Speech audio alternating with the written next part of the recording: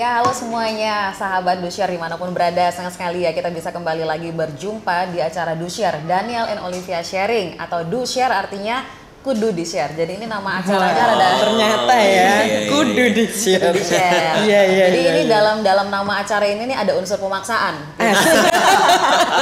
Seperti itu ya. Dan hari ini kita punya bintang tamu yang luar biasa ya. Bintang tamunya luar biasa. Saya memang nggak kasih tahu dari kemarin waktu teaser. Jadi ini memang surprise, dadah. Gitu. Buka kado.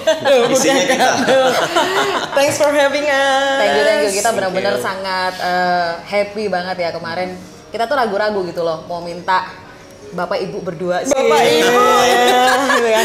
Terdengar tua ya. Tapi kayaknya di acara ini yang paling kompak mereka nih. Karena pakai seragam. Iya ya, bintang tamunya lebih seragam daripada kita.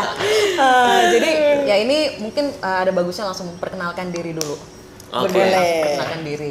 Hai semuanya, saya Daniel Putra dan ini adalah istri saya yang sangat cantik, Kenny Randini.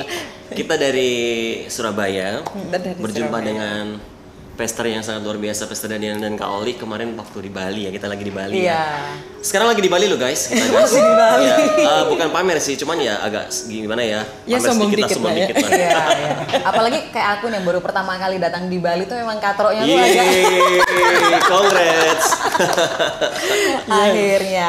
Nah, jadi buat teman-teman semuanya, hari ini kita tuh bakal membahas hal yang sudah kita bahas sebelumnya di minggu sebelumnya berkaitan dengan pengaruh media dengan kehidupan kita pada zaman saat ini. Karena bisa dibilang ya, waktu pandemi ini akses untuk segala sesuatu itu bisa dibilang tak terbatas. Yes. Walaupun secara fisikal itu memang kita sebenarnya terkurung di rumah, tapi sebenarnya akses kita tuh tanpa batas. That's true. Ya. Karena bahkan acara Do-Share ini aja kita tuh punya penonton reguler yang sampai ada di Belanda loh. Wow, that's awesome. Ya, aku harap Tante Joyce lagi pantengin kita juga pada hari ini. Kemudian ada beberapa teman-teman yang ada di Sandakan Malaysia, kemudian ada di Taiwan ada ya. Jadi ini luar biasa banget ya pengaruh worldwide ya media. jadinya ya. Iya, pengaruh media ini sangat luar biasa. Tapi ngomong-ngomong sebelum kamu bahas lebih jauh lagi kan di sini ada dua Daniel ini. Iya benar. Karena Daniel dua Daniel satu. itu nggak bagus. Hah? Sesama Daniel tidak boleh saling Mendahului. Iya. Karena itu aku akan keluar dari frame, Oke. pegang kamera, Oh sip. supaya lebih jelas lagi. Asik. Oke. Thank you, Master. Iya. Oke, thank you Pak Daniel. Baik, jadi sekarang kita akan fokus kepada Daniel dan Kenny ya. Kita mau ngobrol bareng nih untuk hari ini ya. Tadi kan aku sudah sempat bilang ya di pembukaan tadi bahwa dengan masa pandemi ini akses itu tanpa batas. Kadang-kadang kita berpikir bahwa wah terisolasi di rumah nggak bisa ngapa-ngapain. Tapi ternyata dari gadget yang ukurannya 6-7 inci ya sekarang mungkin ada berapa inci lagi lebih besar gitu ya. Tapi kita tuh bisa seperti menjangkau dunia. Bener banget. Ya kan? Akan tetapi di dalam media ini kita juga nggak bisa menyangkali bahwa saking besarnya akses kita, ada hal-hal yang buruk juga yang bisa masuk. Seperti misalnya yang kemarin kayaknya aku pernah nyinggung bahwa contoh ya anak-anak kecil gitu kan. Pada awalnya mereka itu mungkin waktu bicara bahasa Inggris deh gitu kan, bicara bahasa Inggris, vocabulary mereka itu yang masih yang wajar, yang belajar di sekolah. Tapi gara-gara pandemi ini kan aksesnya tuh sangat luar biasa dengan sosial media dan platform-platform lainnya. Masuk vocabulary yang nggak pantas gitu loh. Nah, jadi akhirnya memang ini seperti membuktikan bahwa aksesnya banyak, cuman kita seperti harus benar-benar mempunyai hikmat untuk mensortir apa saja yang kita perbolehkan ya masuk apa enggak. Nah, aku pengen dengar nih gimana sih pendapat atau ya pendapat lah ya dari Daniel sama Kenny gitu kan. Gimana sih hal-hal yang di luar kita, ini kan sesuatu yang di luar ya, masuk ke dalam, punya potensi yang bisa baik, tapi bisa juga merugikan. Gimana pendapatnya tentang hal itu? Ya, ini adalah fenomena yang tidak dapat dihindari dengan perkembangan zaman, teknologi. That's good gitu untuk kita. Apalagi di zaman COVID ini ya, media sangat membantu sekali untuk kita bisa beribadah secara online yang dimana sebelumnya kita hanya jemaat kita yang bisa menyaksikan, tetapi dengan adanya media maka dimanapun orang berada bisa melihat ibadah yang sedang berlangsung di sebuah gereja gitu. Dan dan kita ini usia kita mungkin agak sedikit jauh dengan anak muda, ya paling 1-2 tahun lah ya, kita masih muda. Iya. Yang menjadi perbedaan antara kita dengan anak muda, di mana mereka lebih banyak waktu untuk mengkonsumsi ya, istilahnya mengkonsumsi sosial media, mereka main game, lalu mereka mengeksplor apapun di dalam sosial media, dibandingkan dengan kita yang kita sudah berkeluarga, kita sudah memiliki pekerjaan, di mana kita lebih banyak meluangkan waktu kita untuk keluarga, untuk pekerjaan dan lain sebagainya, dibandingkan dengan mereka yang lebih banyak dengan handphone, dengan gadget mereka, iPad mereka. Mereka bisa mencari banyak hal, itu tidak suatu hal yang tidak bisa dapat dihindari gitu. Tetapi saya percaya bahwa sebuah komunitas sangat dibutuhkan bagi anak-anak muda saat ini, di mana mereka ketika mereka memiliki sebuah komunitas yang sehat, komunitas yang baik, maka mereka akan mengarah kepada sesuatu hal yang juga yang baik gitu. Jadi sesuatu hal yang mereka mau cari mungkin di sosial media, kalau mereka tidak memiliki komunitas yang baik, maka mereka yang mereka cari isinya ya akan sesuatu hal yang di luar batas kita orang-orang yang seharusnya hidup di dalam kebenaran firman Tuhan gitu. Entah pornografi dan video dan lain sebagainya. Apalagi sekarang ketika kita membuka Google, kita membuka berita gitu, tiba-tiba ada iklan masuk gitu kan. Iklan masuk, pop up-nya itu langsung tes. Wah, anak muda kelihatan seperti itu, matanya kan langsung kayak berbinar-binar gitu kan. Sesuatu hal yang mungkin mereka belum pernah tahu, belum pernah lihat gitu. Benar. Bukan seperti firman Tuhan katakan, apa yang belum pernah kamu lihat, belum apa yang kamu dengarkan, sangat berbalik sekali. Ini seperti itu, wah apakah ini firman Tuhan gitu. Nah kan itu kan nggak masuk akal hal seperti itu. Dari situ akhirnya mereka melihat sesuatu hal yang mereka nggak pernah lihat. Akhirnya mereka melihat hal seperti itu yang mereka nggak pernah ketahui. Akhirnya apa ya ini ya, rasa ingin tahunya kan besar sekali. Iseng diklik, dilihat, loh kok kayaknya menarik. Tetapi ketika kita memiliki komunitas yang sehat, ketika melihat hal-hal itu in spirit di dalam rohnya kita, itu sepertinya otomatis kayak menolak, ini apaan sih, kayak jijik gitu lihatnya itu. Ini iklan apaan sih gitu. Tetapi kalau kita tidak di dalam komunitas yang sehat, kita tidak hidup di dalam kebenaran firman Tuhan, anak muda yang tidak mengkonsumsi firman Tuhan yang begitu banyak, maka mereka akan seperti yang tadi dikatakan sama kakak, diklik, coba sih apa sih, benar-benar. Seperti itu, sangat penting sekali. Sorry aku potong, tadi ada sesuatu yang menarik deh, waktu dibilang tadi kan, saat mereka tidak mengkonsumsi firman Tuhan, ya.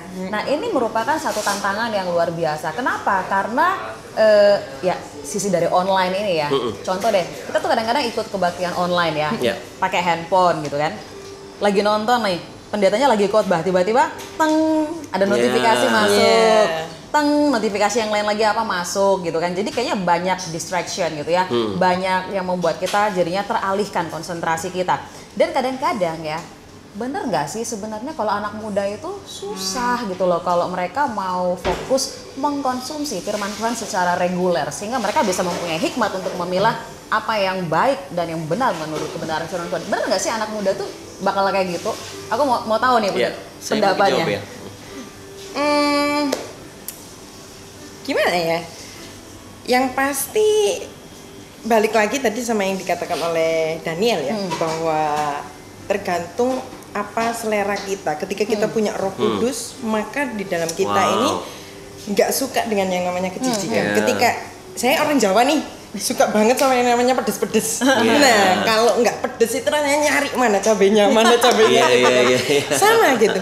Ketika kita melihat sesuatu untuk pikiran dan roh kita, dan kita ngerasa bahwa itu this is not me.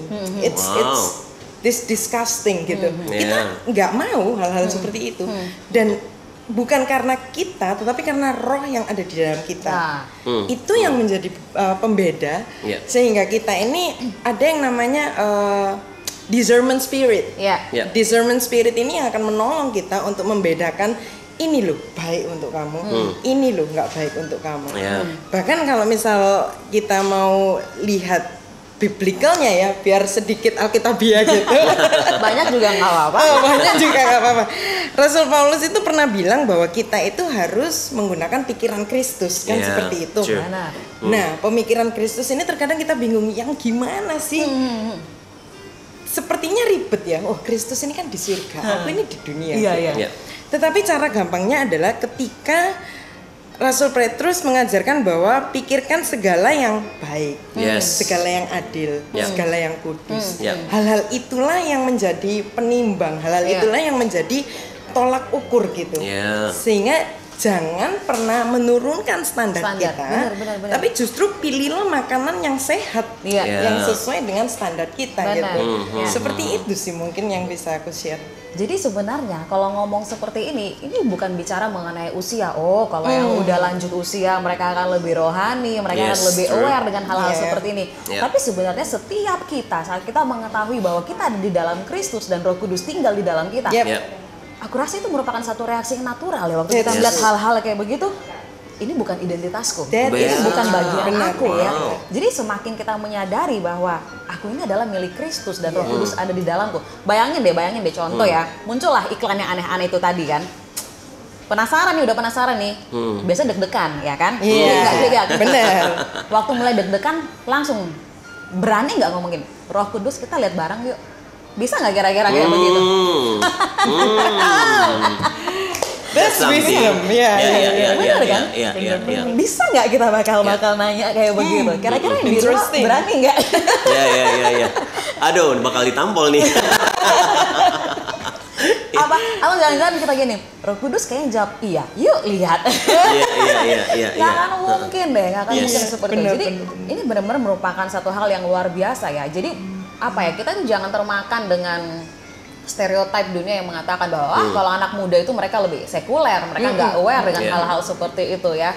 Tapi sebenarnya kita sadar nggak siapa kita di dalam Kristus dan siapa yang ada di dalam kita? Benar. Ya, itu benar banget. Luar biasa, keren ya.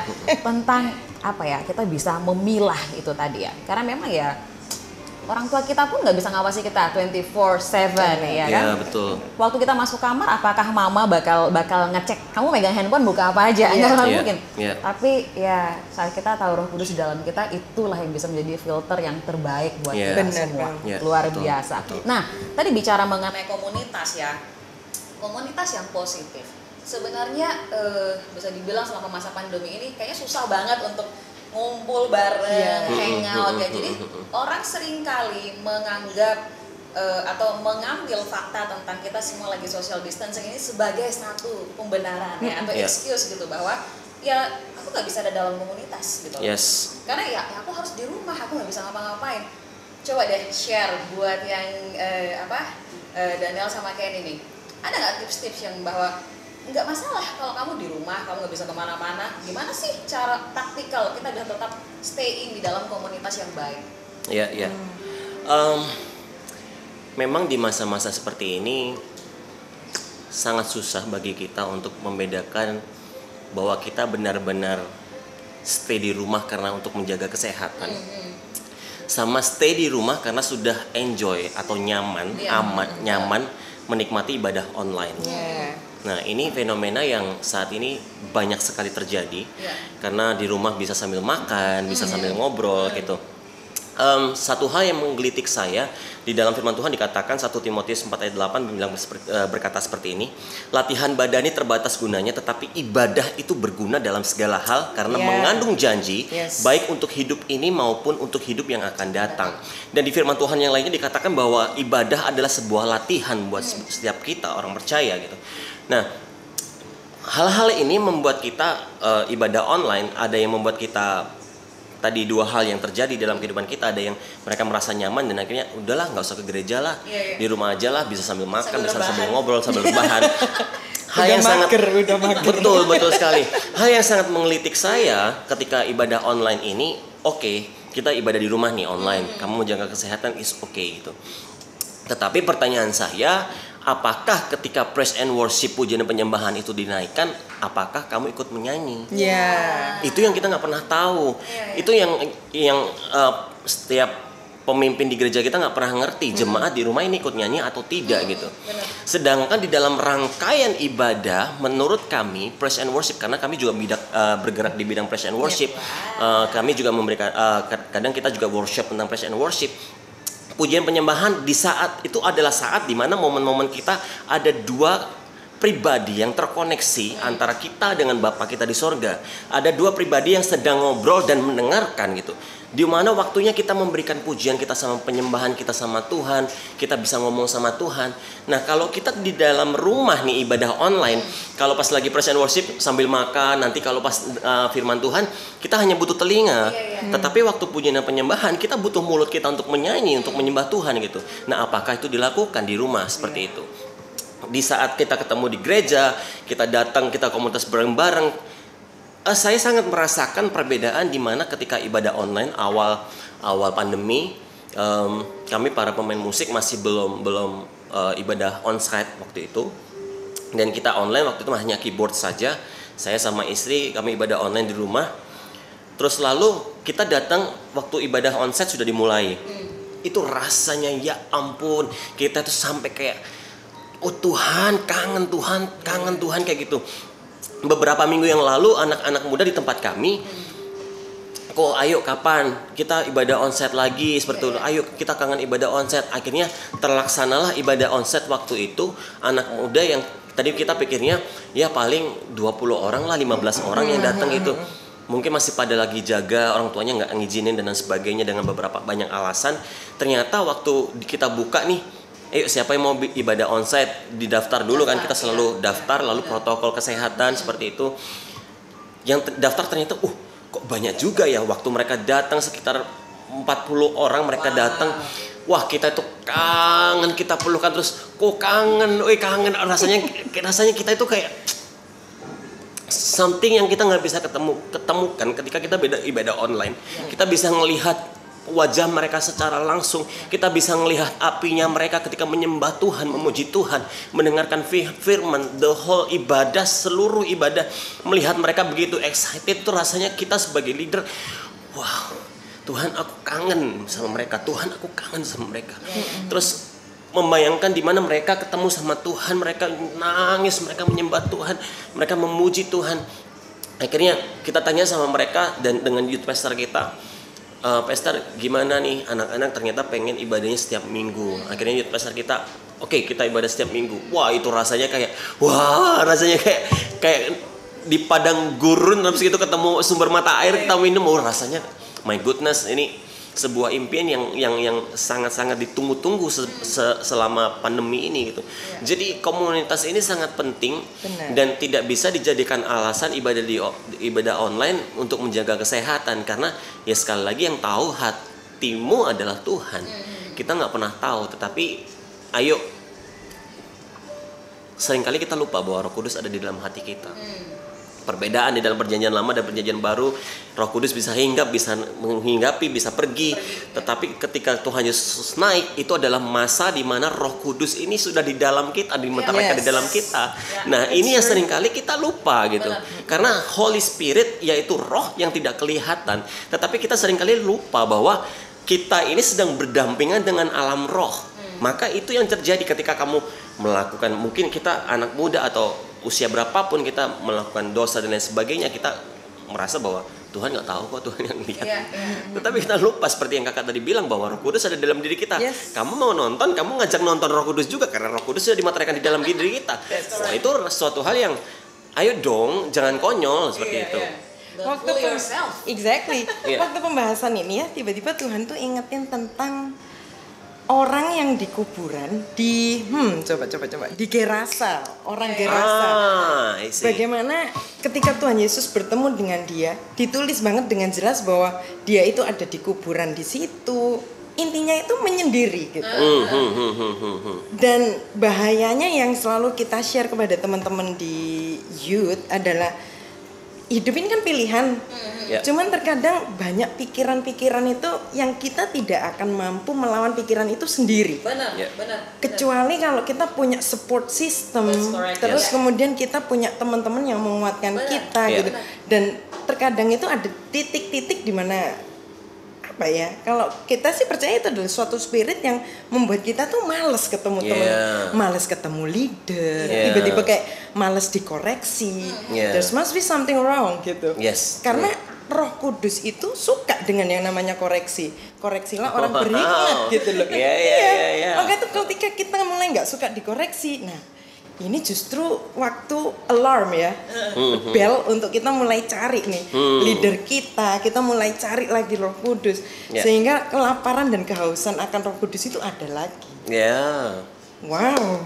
Kalau kita menyadari hal ini ya, kita paham seperti yang tadi dibilang oleh Daniel tadi bahwa kita hidup dalam satu masa perjanjian baru di mana segala sesuatu regulasinya itu berbeda, bahwa Roh Kudus itu nggak pernah meninggalkan kita.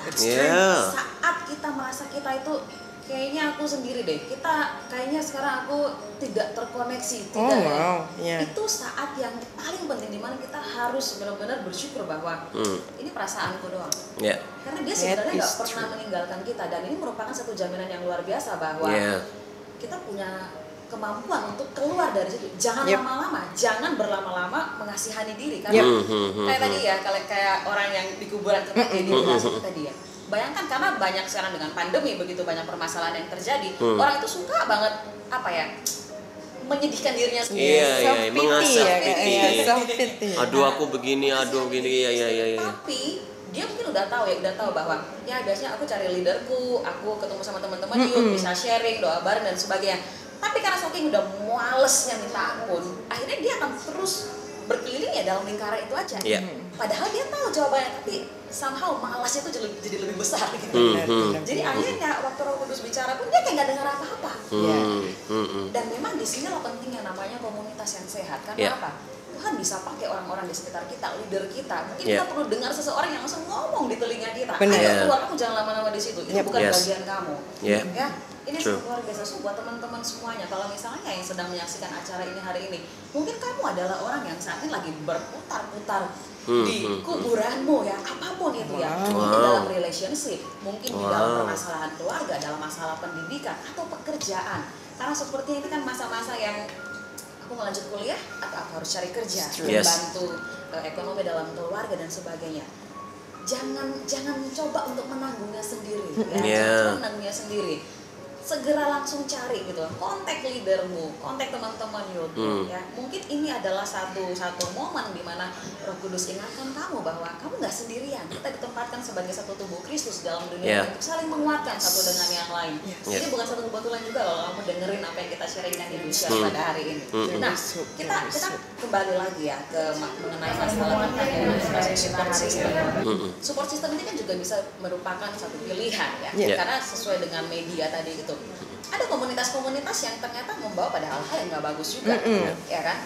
Dan itu kembali lagi kepada kita mau milih. Saya mau dengan teman-teman yang memang saya tahu membangun, atau yang buat fun-fun aja deh. Karena sekarang nyari teman juga gampang banget loh lewat sosmed, ya kan? Yang kita nggak tahu orangnya, kita nggak tahu, tapi hanya sekedar kayaknya keren aja gitu kan. Sepi di rumah ya udah approve aja teman yang entah kita nggak tahu orangnya yang mana, teman dunia maya. Nah, coba sharekan sesuatu ya, bahwa sebenarnya apakah kita itu orang-orang yang di luar sana, orang-orang yang fiktif ya, aku bisa bilang seperti itu, fiktif. Mereka tuh bisa mempengaruhi kita? Kan kita nggak pernah ketemu. Orang kan kadang-kadang mikir seperti itu, nggak apa-apa lah, temenan online, tuh nggak pernah ketemu. Emang bisa ya mereka mempengaruhi kita ya? Karena aku teringat satu ayat yang mengatakan bahwa pergaulan yang buruk itu merusak kebiasaan yang baik. Tapi seringkali kita juga, aku nggak bisa ketemu dengan teman-teman gerejaku, aku nggak bisa ketemu teman-teman youthku. Pas ini kebetulan ada yang add online, kan nggak apa-apa, cuman online. Gimana tuh? Ya, saya mau jawab. Mungkin balik lagi tadi yang kita share bahwa hidup itu pilihan, Kak. Jadi yang pertama, bahwa sebenarnya Tuhan memberikan kita free will untuk kita bisa memilih gitu. Dan dengan Roh Kudus yang ada di dalam kita ini sudah diberi apa ya? Kayak guidelines untuk kita itu memilih yang benar gitu. And this revelation is so fresh waktu kita ini take ya, bahwa kelanjutan dari orang yang di kuburan itu apa? Jesus came. Jesus came. So no matter how far you run, Jesus will get you. Get you itu bukan berarti untuk to condemn you, to say like kamu ini udah lari lama, nakal, beating you. No, He came to save you. Oh my goodness, this is merinding lah aku. This must be something so spiritual. Jadi aku percaya bahwa kuasa Tuhan itu memang teramat sangat lebih besar dari kuasa kita gitu. Tetapi di sisi kita jangan keraskan hati. Yes. Jangan keraskan hati, lembutkan hati kita. Ketika Tuhan mulai ingatin, ketika Roh Kudus sudah kasih alarm bahwa ayo call temen ini, ayo call leader ini, do it gitu. Jangan keraskan hati kita sehingga nanti ketika kita make step of faith, Tuhan yang akan mengerjakan segala sesuatunya gitu. Tuhan yang akan membukakan pintu-pintu yang kita nggak pernah pikirkan gitu. Wow, luar biasa. Benar ya? Sesimpel itu ya. Kadang-kadang kita itu malas ngambil langkah pertama. First step. Karena rasanya aku udah setahun gak kebagian, aku udah setahun gak kontek-kontekan, entah masih akrab nggak ya? Kadang-kadang kita canggung ya, ngerasa canggung. Padahal mungkin mereka juga kangen gitu loh. Bener banget. Bisa kontak mereka. Wow, luar biasa. By the way ya, aku jadi merindukan teman-teman Sun. Iya, Sun. Moga-moga next time kita bisa main juga. Yes, iya. Dengan mengenai teman-teman youth di Medan ya, sebenarnya aku udah kasih bocoran ya di teman grup musik bahwa bintang tamu kita adalah seorang yang spesial. Karena ya kita sangat familiar dengan lagu-lagu Son of Praise yang sering kami nyanyikan kalau di gereja di Medan itu. Pertama banget yang sangat memberkati aku itu lagu Aku Percaya Janjimu Ya dan Amin. Oh wow, long time ago ya, tahun-tahun yang lalu saat itu. Itu album kedua kami, 2012. 2012 ya benar-benar. Soalnya aku masih ingat waktu itu anakku baru lahir, jadi sambil ngomong anak, gitu kan aku bilang ini bagus banget tuh. Dan akhirnya aku belajar lagu itu, keren banget ya. Aku Percaya Janjimu Ya dan Amin, luar biasa. Dan kemudian yang begitu menyentuh teman-teman kami di Medan itu justru yang sekarang ini ya, walaupun udah lama, tapi tetap aja masih suka nyanyi. Yaitu judulnya itu adalah Satu-Satunya. Iya. Jadi itu mereka mungkin bingung kali ya. Hubungannya sih. Coba perkenalkan. Ya, jadi yang menyanyikan Satu-Satunya adalah yang cewek itu adalah kakak saya. Prita Kartika adalah kakak saya. Oke, benar-benar aku sorry. Jadi ini adalah drummer ya. Pemain drum. Drum dari Sound of Praise. Yes. Aku happy banget loh waktu tahu. Kita juga happy loh ketemu sama kakak Sylvester Daniel. Oke, jadi posisinya di drummer. Saya bermain drum. Jadi saya 2010 sampai 2017 saya ada di Sound of Praise. Dan Sound of Praise ini adalah dimana kita selalu mengkader ya. Jadi kita bukan sebuah band, tetapi kami adalah sebuah tim praise and worship dari gereja saya sebelumnya di Alpha Omega Church. Jadi setiap pelayan yang ada di Alpha Omega Church bisa terlibat di dalam Sound of Praise. Jadi kami tidak mau disebut sebuah band karena kalau sebuah band itu kalau sudah selesai orangnya sudah beberapa bubar, maka bandnya juga akan bubar karena sebuah band orangnya harus itu gitu. Tetapi kalau sebuah tim akan ada namanya, kita sangat kuat sekali dengan namanya regenerasi. Regenerasi, kaderisasi. Saya dari tahun 2010 album pertama yang Benteng Hidupku, Kau Kekuatanku. Terus album Aku Percaya Janjimu dan Amin itu, lalu Satu-Satunya 2014, lalu 2016 adalah Aku Diberkati itu kita masih nyanyi sampai hari ini loh. Wow. Kayaknya waktu anniversary gereja di Medan tahun berapa itu ya? Tema kita adalah Something with Blessing. Apa ya waktu itu ya? Blessed to be Blessing? Itu lagu opening kita, Aku Diberkati. Karena aku udah potong lagi deh. Aku percaya gitu loh bahwa kita itu memang waktu kita tahu kita diberkati. Waktu kita memberkati orang lain itu kita nggak hitung-hitungan. That's true. Ya kan? Karena kita melakukan dari overflow gitu. Effortless ya. Wow. Pakai nyambung. Saya kalau nggak salah tahun 2015 atau 2016 kalau nggak salah pernah pergi ke Medan juga waktu itu. Lalu sampai 2017 saya di Sound of Praise, lalu 2018, sekarang 2018 saya tidak lagi bergabung dengan Son of Praise, dan sekarang saya sama istri, kami digembalakan oleh Pastor Herman, kami di Victory Community Church. Kami sekarang ada di sebuah wadah yang baru di Victory Community Church, dan sampai hari ini puji Tuhan sampai hari ini kita belajar banyak hal di Son of Praise, di gereja kami yang sebelumnya, lalu di gereja yang baru ini kami juga belajar banyak hal. Saya percaya ketika Tuhan menempatkan kami di tempat yang baru, ada sesuatu hal baru yang Tuhan ingin kami kerjakan, ada tanggung jawab baru yang Tuhan ingin kami kerjakan, seperti itu. Dan kami percaya bahwa gereja ini bukan seperti sebuah perusahaan yang dimana kalau kamu sudah di sana ya sudah di sana, kalau di sini enggak gitu. Tapi Tuhan punya plan ketika kamu saat ini kamu di sini, saat ini kamu di sini, seperti itu.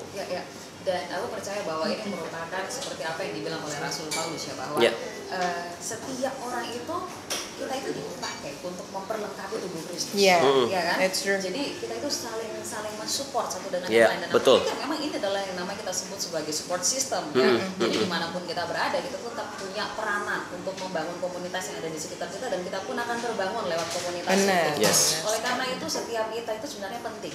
Jika kita melihat bahwa diri kita itu penting, kita mempunyai makna buat orang lain, maka cara pandang kita akan berbeda. Oke, jadi kita udah mendengar luar biasa sekali kesaksiannya, apa yang sudah Tuhan lakukan luar biasa banget, dan bagaimana itu kita saling menguatkan ya dengan sharing kita hari ini ya, banyak hal-hal yang begitu luar biasa. Dan memang kalau bisa dibilang sekarang tuh orang udah banyak berita buruk, itu udah denger tiap hari berita buruk ya.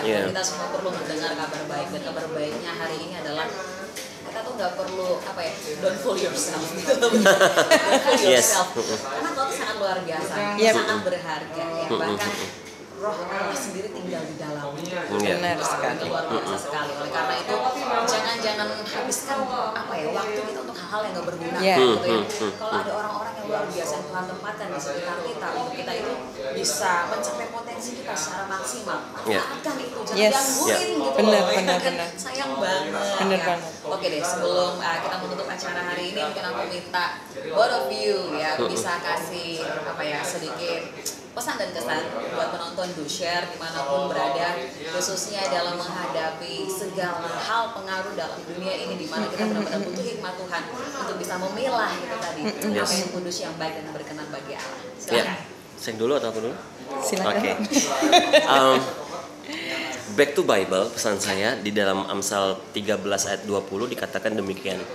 Agar kita berteman dengan orang bijak sehingga menjadi bijak pula. Sebab jika kita berteman dengan orang bebal, kita hanya akan mendapatkan kemalangan. Nah, dengan siapa kita bergaul, dengan siapa kita berbicara, dengan komunitas di manakah kita berada, itu akan menentukan apa yang akan kita hadapi ke depan.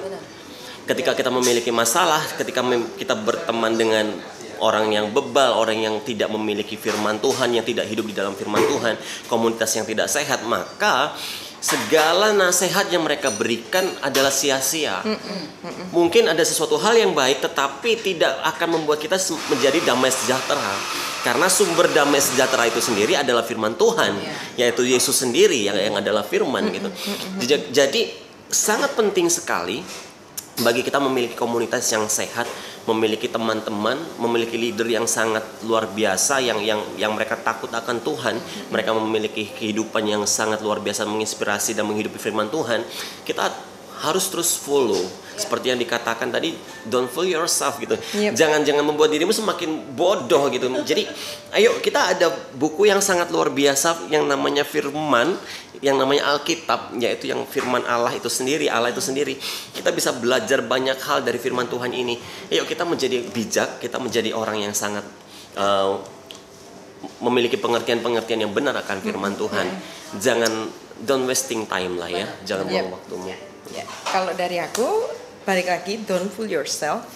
Jangan biarkan dunia mengatur standar hidup kalian. Christ be the center, and the standard is the words of God. Luar biasa. Aku speechless loh. Kayaknya aku nggak ada kesimpulan yang lain. Benar-benar luar biasa. Jangan turunkan standarmu. Luar biasa. Ini apa ya? cara pandang yang harus dimiliki oleh setiap anak Tuhan ya. Jangan pandang dirimu rendah, jangan pandang dirimu enteng, karena engkau luar biasa, dibayar mahal loh dirimu itu. Ya. Oke, jadi sampai di sini kebersamaan kita di DoShare pada malam hari ini. Buat teman-teman semuanya tetap saksikan DoShare setiap hari Selasa jam 8 malam waktu Indonesia Barat. Thank you so much buat datang. Thank you.